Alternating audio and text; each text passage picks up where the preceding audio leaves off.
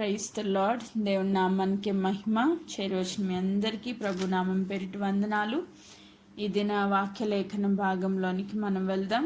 ప్రసంగి రాసిన గ్రంథము 9వ అధ్యాయము. ప్రసంగి గ్రంథము 9వ అధ్యాయము 10వ వచనం నేను చదువుతా ఉన్నా. ప్రసంగి గ్రంథము 9వ అధ్యాయము 10వ వచనం. చేయుటకు నీ చేతికి వచ్చిన ఏ పని అయినను నీ శక్తి లోపము లేకుండా చేయుము. ఆమేన్. ఈరోజు దేవుడు మనకిస్తున్న మాట, చేయుటకు నీ చేతికి వచ్చిన ఏ పని అయినను నీ శక్తి లోపం లేకుండా చేయుము. ఇక్కడున్న ప్రతి ఒక్కరికి, వాళ్ళు చిన్నవాళ్ళైనా పెద్దవాళ్ళైనా ముసలి వాళ్ళైనా యవనస్తులైనా, ప్రతి ఒక్కరికి దేవుడు ఏమిచ్చారంట? పని ఇచ్చారు. పని లేకుండా ఎవ్వరు లేరు కదా. ప్రతి ఒక్కళ్ళు ఏదో ఒక పని చేస్తూనే ఉంటారు. ఏదో ఒక బాధ్యత దేవుడు మనకి ఇస్తా వచ్చారు. ఆ బాధ్యతలో మన చేతికి ఇచ్చిన పనుల్లో మనం ఎలా ఉండాలని దేవుడు చెప్తున్నారంటే, శక్తి లోపం లేకుండా చేయాలంట. నీ చేతికి దేవుడు ఏ పని ఇస్తే ఆ పని శక్తి లోపం లేకుండా చేయాలి. నిజంగా చాలామంది బిడ్డలను చూస్తే బద్ధకంగా ఉంటారు. అంటే చెప్పిన పని సరిగ్గా చేయరు. అలాంటి వాళ్ళని మనుషులుగా మనమే ఇష్టపడం కదా. ఇద్దరు పిల్లలు ఉంటే ఇద్దరికి పని చెప్పామనుకోండి, మంచిగా చేసిన వాళ్ళని చూసేసరికి మనకు చాలా ముచ్చట అనిపిస్తుంది. అదే బద్ధకంగా చెప్పిన పని చేయకుండా, మాట వినకుండా ఉన్న వాళ్ళని చూస్తే మనకి చాలా కోపం వస్తూ ఉంటుంది. దేవుడు ప్రతి ఒక్కరికి ఏదో ఒక పని అప్పగించి వెళ్ళారంట. మార్కు సువార్తలో యేసుక్రీస్తు ప్రభు వారి ఉపమాన రీతిగా వారితో మాట్లాడుతూ మార్కు సువార్త 13వ అధ్యాయము 34వ వచనం చదువుతున్నా. ఒక మనుష్యుడు తన దాసులకు అధికారం ఇచ్చి ప్రతి వానికి వాని పని నియమించి మెలకుగా ఉండుడని ద్వారపాలకు ఆజ్ఞాపించి ఇల్లు విడిచి దేశాంతరం పోయినట్లే ఆ కాలం ఉండును. సో అంచె దినాలు, దేవుని యొక్క రాకడ ఎలా ఉంటుంది అని అడిగినప్పుడు అది ఎవరికీ తెలీదు. ఏ గడియలో ప్రభు రాకడ సంభవిస్తుందో మనకు తెలీదు. కానీ మనం అంత్య దినాల్లో ఉన్నామని మాత్రం జరుగుతున్న పరిస్థితులను బట్టి మనము గుర్తించవచ్చు. కాకపోతే దేవుడు చెప్పిన మాట ఏంటంటే, దేవుడు ఏం చేశారంటే, యేసుక్రీస్తు ప్రభు ప్రతి ఒక్కరికి ఒక పని ఇచ్చి వెళ్ళారంట. ఆయన ప్రతి ఒక్కరికి ఒక గృహ యజమాని ఎలా అయితే అధికారం ఇచ్చి పని ఇచ్చి మెలకుగా ఉండండి అని ద్వారపాలకులకి ఆజ్ఞాపించి ఇల్లు విడిచి దేశాంతరం పోయినట్లే ఆ కాలం ఉండును. ఇంటి యజమానుడు ఎప్పుడు వస్తారో తెలియదు. పొద్దుగుంకి వచ్చినో తెలియదు, అర్ధరాత్రి వచ్చినో తెలియదు, కోడి కుయ్యినప్పుడు వచ్చినో తెలియదు, తెల్లవారినప్పుడు వచ్చినో తెలియదు. ఏ జాములో అయినా దేవుని రాకడ సంభవించవచ్చు. సో దేవుడు రాకడ వచ్చేసరికి వీళ్ళు ఒకవేళ నిద్రపోతూ ఉంటే, మెలకుగా లేకపోతే, దేవుని యొక్క రాకడలో ఎత్తబడే సంఘంలో మనము ఉండము. మెలకుగా ఉండడం అంటే దేవుడిచ్చిన పని శ్రద్ధగా చేస్తూ ఉండడం అన్నమాట. దేవుడు మన చేతికి ఏ పని ఇచ్చారో ఆ పని శ్రద్ధగా, బాధ్యత కలిగి, భారం కలిగి దేవుని పనిలో మనము ముందుకు సాగిపోతూ ఉండడం. ఇక్కడ పేతురు గారిని మనం ఎగ్జాంపుల్గా తీసుకుంటే, పేతురు గారికి దేవుడు ఏం చెప్తారు? ఆయన పునరుద్ధానం తర్వాత పేతుర్ని దర్శిస్తూ ఒకసారి చూద్దాం. 21వ అధ్యాయము యోహాను సువార్త 21వ అధ్యాయము 15వ వచనం నేను చదువుతా ఉన్నా. వారు భోజనం చేసిన తర్వాత యేసు సీమోను పేతుర్ని చూసి, యోహాను కుమారుడైన సీమోను, యోహాను కుమారుడైన సీమోను, వీరికంటే నువ్వు ఎక్కువగా ప్రేమించుచున్నావా? నీవు నన్ను ఎక్కువగా ప్రేమించున్నావా అని పేతురు గారిని అడిగినప్పుడు ఆయన చెప్తారు, అవును ప్రభువా, నేను నిన్ను ప్రేమించుచున్నానని నీవే ఎరుగుదువని ఆయనతో చెప్పాను. యేసు నా గొర్రె పిల్లలను మేపుమని అతనితో చెప్పారు. దేవుడు యేసుక్రీస్తు ప్రభువు పేతురు గారికి ఇచ్చిన పని ఏంటి అంటే, గొర్రెల్ని మేపడం. ఒక్కొక్కరికి ఒక్కొక్క పని ఇస్తారు. అయితే పేతురు గారికి ఇచ్చిన పని ఏంటంటే, నువ్వు నన్ను ప్రేమిస్తున్నావు అంటే నా గొర్రె పిల్లల్ని మేపు. అంటే మంచి ఆహారం వాళ్ళకి భుజింపనియ్యి, మంచి ఆహారం పెట్టు అని ఒక సంఘ స్థాపకుడిగా, సేవకుడిగా ఆయనకు ఒక పని ఇచ్చారనమాట.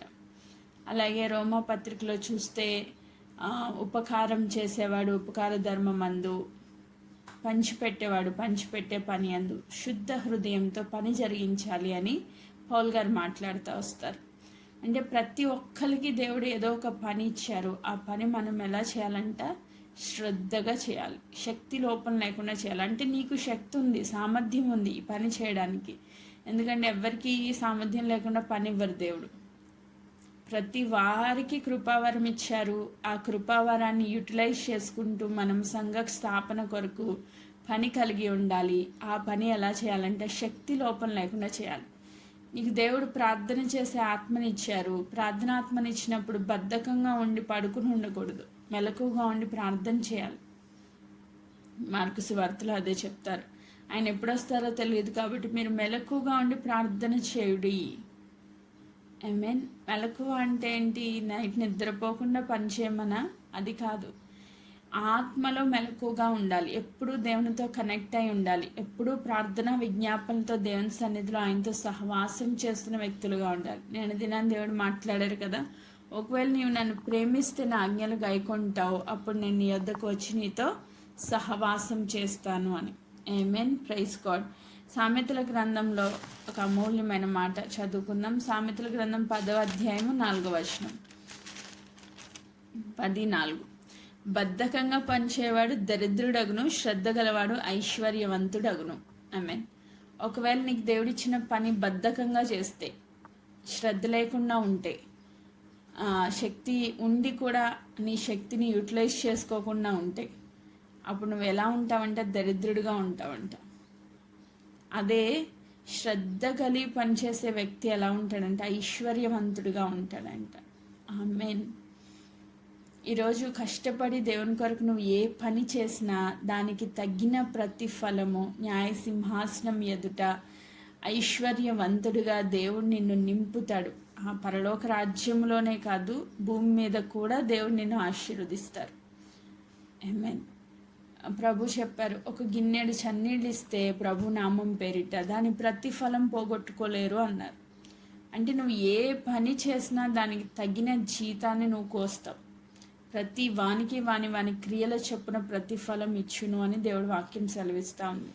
నువ్వు ఏ పని చేయకుండా బద్ధకంగా ఉంటే, చాలామంది బిడ్డలు రాలేకపోతున్నారు. ఎందుకు రాలేకపోతున్నారమ్మా అంటే పొద్దున్నే లేవలేకపోతున్నామండి అంటున్నారు. అంటే అక్కడ ఏం కనబడుతుంది? బద్ధకం కనబడుతుంది. ఆ బద్ధకంగా ఉంటే ఎట్టి స్థితిలోనికి వెళ్ళిపోతాం అంటే మనం దరిద్రతలోనికి వెళ్ళిపోతాం. దేవుని ఆశీర్వాదం ఉండదు, అట్టి వ్యక్తులకి దేవుని ఆశీర్వాదం ఉండదు. ఇప్పుడంటే మనం లేచి ప్రార్థనలో కూర్చుంటాం. పూర్వము దినాల్లో చూస్తే మన అమ్మమ్మలకి తల్లులు ఆ ఏజ్లో చూస్తే ప్రతి ఒక్కళ్ళు తెల్లవారుజామునే లేచేవాళ్ళు. ఎవ్వరూ 6 కూడా కాదు, 5 దాటిన తర్వాత మనిషి మీద ఉండేవాళ్ళు కాదు. వాళ్ళు ఎప్పుడూ లేచి వారి ఇంటి పనులన్నీ చేసుకుని, ఇప్పుడు మనకి పని మనుషులు ఉన్నారు, వాషింగ్ మిషన్స్ ఉన్నాయి, అన్ని ఫెసిలిటీస్ ఇచ్చారు దేవుడు, గ్రైండర్స్ ఉన్నాయి, ఏ పని చేయడానికి అవసరం లేదు, అన్ని మిషన్సే. కానీ అప్పుడు వాళ్ళు పొద్దున్నే లేచి వాళ్ళకి ఇచ్చిన చేతి పనులు అన్నీ చేసుకునే వాళ్ళంట, ఇంటి పనులు అన్నీ చేసుకునే వాళ్ళంట. అందుకే ఇదే సామెతల గ్రంథంలో ఒక మంచి గుణవతి అయిన స్త్రీ గురించి 31వ అధ్యాయంలో రాస్తూ సొలొమోన్ భక్తుడు చెప్తా ఉంటారు. ఒకసారి చదువుతున్నాను చూడండి. సామెతల గ్రంథం 31వ అధ్యాయము 13వ వచనం. ఆమె గొర్రెబొచ్చును అవిసెనారును వెతుకును, తన చేతులారా వాటితో పని చేయును. ఈ స్త్రీ మల్టీ టాలెంటెడ్ అనమాట. ఆ ఇంట్లో పని చేస్తుంది, బయట బిజినెస్ కూడా చేస్తూ ఉంది. సో గొర్రెబొచ్చుతో అవిసెనారుతో పని చేస్తూ ఉందంట. 14. వర్తకపు వాడలు దూరం నుండి ఆహారం తెచ్చినట్లు ఆమె దూరం నుండి ఆహారం తెచ్చుకొనును. ఆమె చీకటితోనే లేచి తన ఇంటి వారికి భోజనము సిద్ధపరచును. ఆమెన్. ఎప్పుడు లేస్తుందంటే ఆమె చీకటితోనే లేస్తుంది. మనకులా బద్ధకంగా లేదు. సో చాలామంది బద్ధకంగా పడుకొని తెల్లవారుజామున లేచి వారి ఇంటి కొరకు భోజనం సిద్ధపరుస్తుందంట ఆమె. ఇప్పుడు ఈరోజు మనం ఏంటి భోజనం? మన అనుదిన ఆహారం దేవుడు మనకి దయచేస్తారు కదా. ఆయన నేర్పించిన పరలోక ప్రార్థనలో మా అనుదిన ఆహారం నేడు మాకు దయచేయం. ఆహారం అంటే ఏంటి? ఉదయకాలమే లేచి బిడ్డల కొరకు, భర్త కొరకు మనం ప్రార్థన చేసి వారి గురించిన వాగ్దానాలు తీసుకుని ప్రార్థనాపూర్వకంగా ఈ దినాన్ని స్టార్ట్ చేస్తే వారికి సంపూర్ణ క్షేమము, దినమంతా వారికి క్షేమము. ఒక తల్లిగా, ఒక భార్యగా, ఒక కుమార్తెగా కుటుంబం కొరకు ప్రార్థన చేసే బాధ్యత దేవుడు మనకిచ్చారు. ఆమేన్. అలాగే ఉదయకాలమే లేచి క్యారేజీలకు బాక్సులు సిద్ధపరచవలసిన వాళ్ళు సిద్ధపరిచి వారిని రెడీ చేసి స్కూల్కి, ఆఫీసులకి పంపించాల్సిన బాధ్యత కూడా దేవుడు మనకిచ్చారు. సో మనం ఏం చేయాలంటే చీకటితోనే లేవాలి, బద్ధకంగా ఉండకూడదు. ఆ బద్ధకాన్ని పుట్టించేది దురాత్మ, దేవుని ఆత్మ కాదు. హెబ్రీ స్త్రీలు ఎలా ఉన్నారంట? నిర్గమకాండం 1వ అధ్యాయంలో ఉంటుంది. వాళ్ళు చురుగ్గా ఉన్నారంట, వాళ్ళు బద్ధకంగా లేరు. మంత్రసాలను రాకముందే వారికి డెలివరీస్ అయిపోయాయి అంట. దేవుడు అంత శక్తిని ఇచ్చారు వాళ్ళకి. సో అంటే చాలా మంచిగా పనిచేసేవాళ్ళు అప్పుడు కూడా. ఇక్కడ ఆమె చెప్తా ఉంది, చీకటితోనే లేచి ఇంటి వారికి భోజనం సిద్ధపరుస్తూ తన పనికత్తెలకు బెత్తము అంటే పని ఏర్పాటు చేస్తుందంట. ఎవరైతే పనికర్తలు ఉన్నారో తన దగ్గర పనిచేసే వాళ్ళందరికీ ఏ పనులు చేయాలో అన్నీ చెప్పేసి నెక్స్ట్ ఈమె ఏం చేస్తుంది? 16, ఆమె పొలము చూసి దాన్ని తీసుకుని తాను కూడబెట్టిన ద్రవ్యం పెట్టి ద్రాక్ష తోట నాటించును. ఆమె నడుకట్టు చేత నడుమును బలపరుచుకుని చేతులతో బలముగా పని చేయను. మనమైతే కూడబెట్టిన ద్రవ్యం అంతా షాపింగ్లకి యూజ్ చేస్తాం కదా, దాచుకున్న డబ్బులన్నీ తీసుకెళ్ళి షాపింగ్లు చేస్తాం. కానీ ఆమె అలా కాదు. ఒక పొలం తీసుకుందంట, దానిలో నడికట్టు చేత నడాన్ని బలపరుచుకుని బలంగా తన చేతులతో పని చేయడం మొదలుపెట్టిందంట. తద్వారా జరిగిన అద్భుతమైన కార్యం ఏంటంటే 18వ వచనం, తన వ్యాపార లాభము అనుభవం చే తెలుసుకొను. రాత్రివేళ ఆమె దీపం ఆరిపోదు, ఆమె పంటను చేత పట్టుకొనను. ఆమెన్. తన వేళ్లతో కుదురు పట్టుకొని వడుకును. సో ఆమె చాలా బలముగా పనిచేస్తే ఆ చేసిన పనులను బట్టి 27వ వచనం, ఆమె తన ఇంటి వారి నడతలను బాగా కనిపెట్టును, పని చేయకుండా ఆమె భోజనము చేయదు. ఈరోజు గుణవతి అయిన స్త్రీలో ఉండవలసిన లక్షణాల్లో పని చేయకుండా భోజనం చేయదంట. ఇప్పుడు మనకేమున్నాయి? స్విగ్గీ ఉంది, జొమాటో ఉంది, సంథింగ్. అసలు బద్ధకంగా ఉంటే జస్ట్ ఒక ఆర్డర్ ప్లేస్ చేయడం, తెచ్చుకొని తినడం. కానీ నిజంగా దైవభక్తి కలిగిన స్త్రీలు ఎలా ఉండాలి అంటే పని చేయకుండా భోజనం చేయకూడదంట. నీ ఇంటి పనులన్నీ ఫినిష్ చేసుకుని అప్పుడు నువ్వు తినాలి. నువ్వు పిల్లలకి పెట్టుకోవాలి, వండుకోవాలి. నాకు తెలిసిన ఒక సిస్టర్ ఎప్పుడు చూసినా ఒక కర్రీ చేసేయడం, ఫ్రిడ్జ్లో పెట్టేయడం, ఆ టైంకి తీయడం, హీట్ చేయడం, పెట్టేసేయడం, పిల్లలకి వేడి చేసేయడం, పెట్టేసేయడం.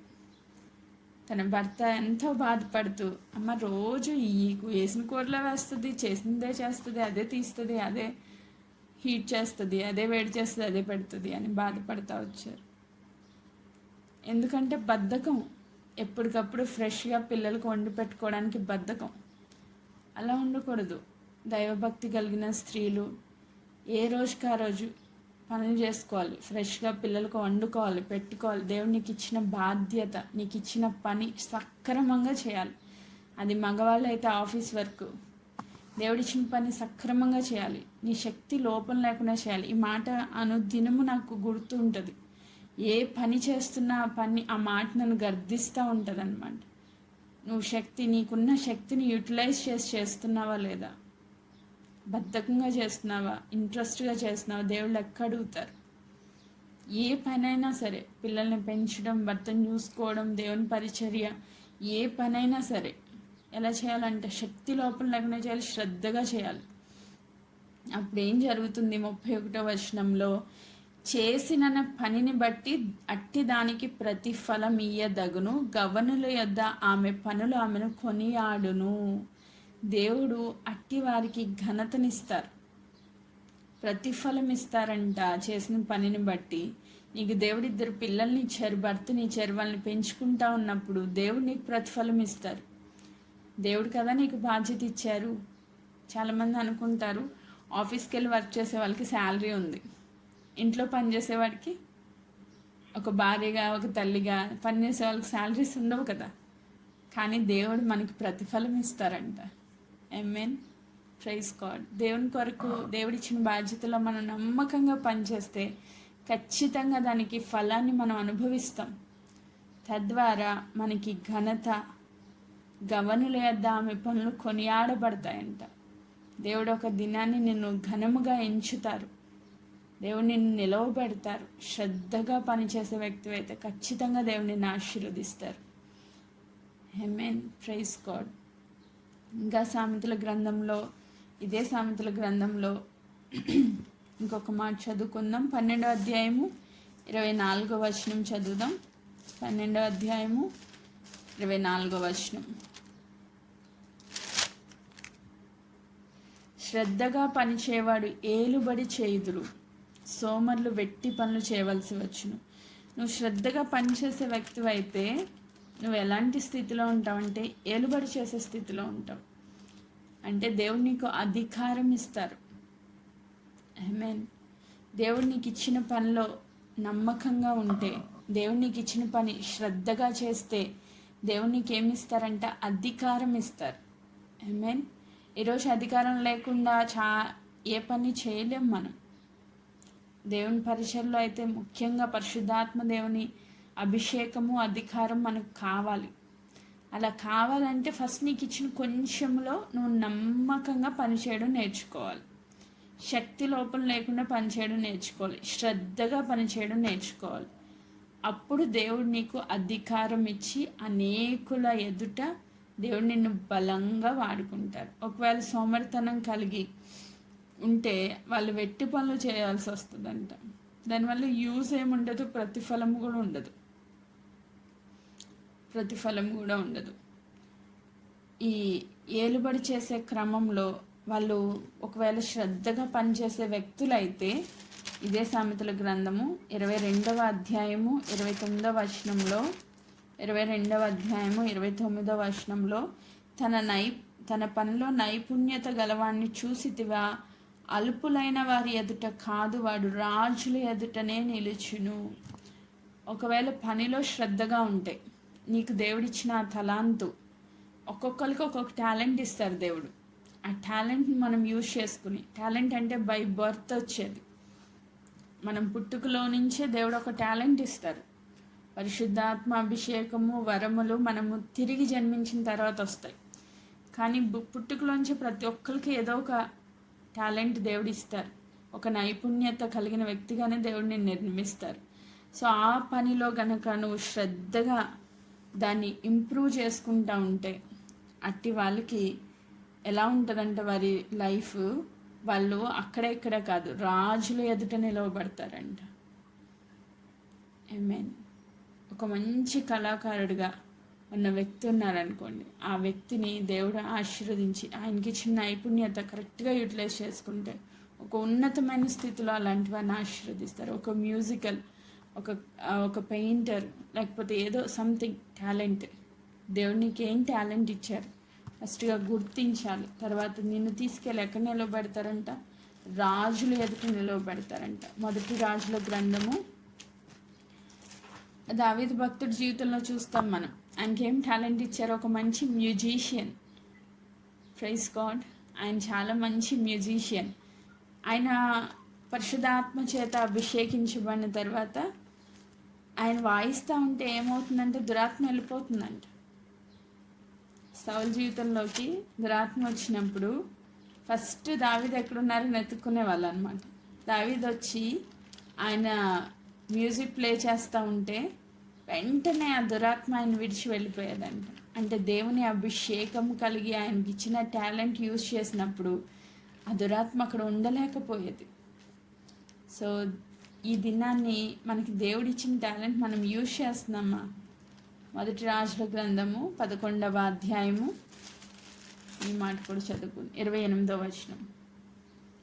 అయితే యరొబాము అను ఇతడు మహాబలాఢ్యుడై ఉండగా యవ్వనుడగు ఇతడు పని అందు శ్రద్ధ గలవాడని సొలొమోను తెలుసుకొని యోసేపు సంతతి వారు చేయవలసిన భారమైన పని మీద అతనిని అధికారిగా నియమించాను. ఆమేన్. సొలొమోను దగ్గరికి యరొబాము అనే వ్యక్తిని అతను చూసినప్పుడు అతను ఎలా కనిపించాడంట? మహాబలాఢ్యుడై ఉండగా యవ్వనుడగు ఇతడు పని అందు శ్రద్ధ గలవాడు అని. శ్రద్ధ గలవానికే మనం నమ్మకంగా పనులు అప్పగిస్తాం. ఇందాక ఇప్పుడు సామెతల గ్రంథంలో చదివినట్లు తన పని అందు నైపుణ్యత గలవారు ఎక్కడ నిలబడతారంట? అల్పులైన వారి ఎదుట కాదు, రాజుల ఎదుట నిలుచును అన్నారు. ఆ రాజుల ఎదుట నిలిచే ఆ గొప్ప ఆధిక్యత ఎలా వచ్చింది అంటే తన పనిలో నైపుణ్యత, శ్రద్ధ కలిగినప్పుడు.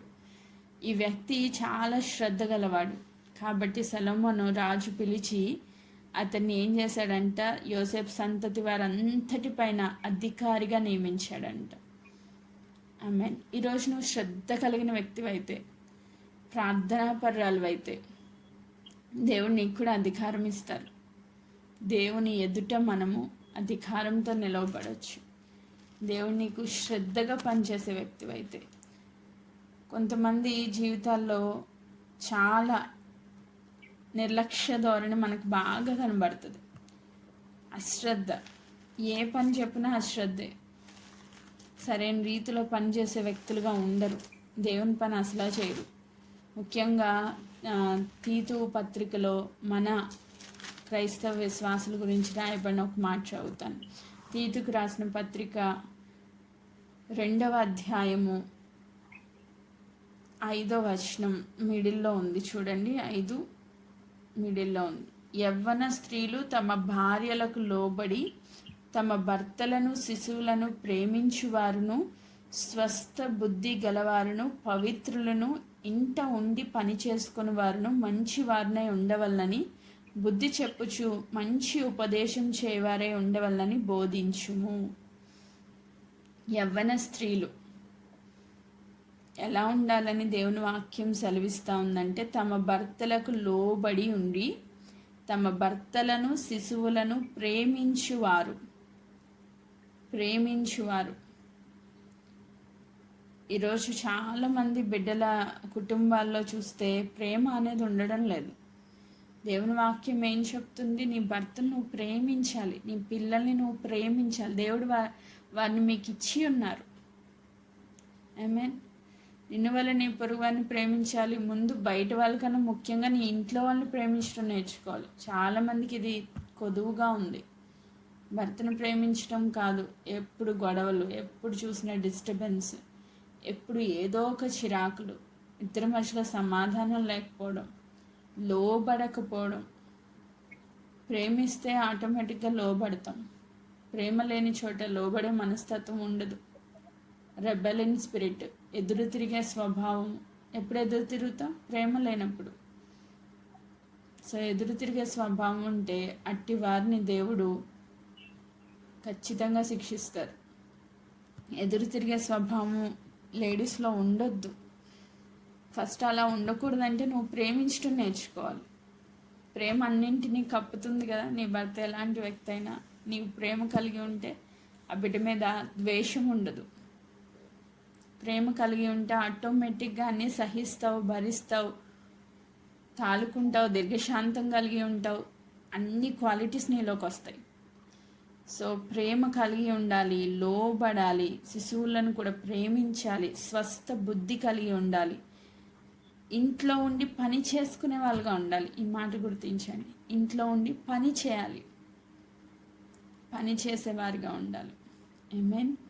ఇంట ఉండి పని చేసుకుని వారిను మంచి వారై ఉండవలనని బుద్ధి చెప్పుతూ మంచి ఉపదేశం చేయవారినై ఉండవలనని బోధించుము. మంచి బుద్ధి, మంచి ఉపదేశము చేసే వ్యక్తులుగా, పని చేసే వ్యక్తులుగా ఉండాలి. ఆమేన్. ఈరోజు మరి ఎవరి కోసం దేవుడు ఈ మాటలు విడుదల చేస్తున్నారో నాకు తెలీదు. సరి చేసుకుందాం. ఇంకా ఎవరైనా బద్ధకంగా ఉండి ప్రార్థనలో మెలకు లేకుండా, వాక్య ధ్యానం లేకుండా, ఇంట్లో శ్రద్ధగా పని చేయకుండా, భర్తకి లోబడకుండా, దేవుడిచ్చిన తలాంతులు యూజ్ చేయకుండా అశ్రద్ధగా ఉంటే దేవుని ఉగ్రతకు పాలవుతాం. అదే శ్రద్ధగా ఉంటే ఐశ్వర్యవంతులు అవుతాం. నీ ద్వారా నీ కుటుంబం ఆశీర్వదించబడాలి. ఆమేన్. సో నీ చేతికి ఏ పని దేవుడిచ్చినా దాన్ని ఏం చేయాలంట, శక్తి లోపం లేకుండా చేయాలి. అంటే నీ నీ ఎనర్జీ నువ్వు దాచిపెట్టుకోకూడదు, స్వార్థపూరితంగా ఉండకూడదు. పౌలు గారు చెప్తారు, తెస్సలోనికైలకు రాసిన పత్రికలో అంటారు, ఆయన పని చేయకుండా భోజనం చేయలేదంట.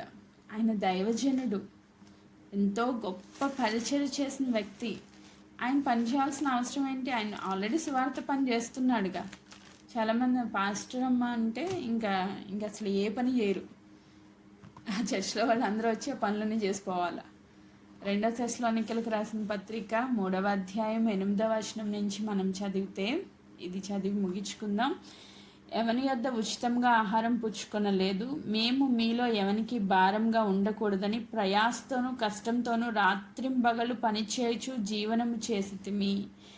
పౌలు గారు చెప్తున్నారు, రాత్రింబగళ్ళు ఆయన పని చేశాడంట. పగలంతా దేవుని స్వార్థ చేస్తే డేరాలు కుట్టాడు ఆయన. యేసు క్రీస్తు ప్రభు మనకి మాదిరి. ఆయన 30 సంవత్సరాల వరకు ఆయన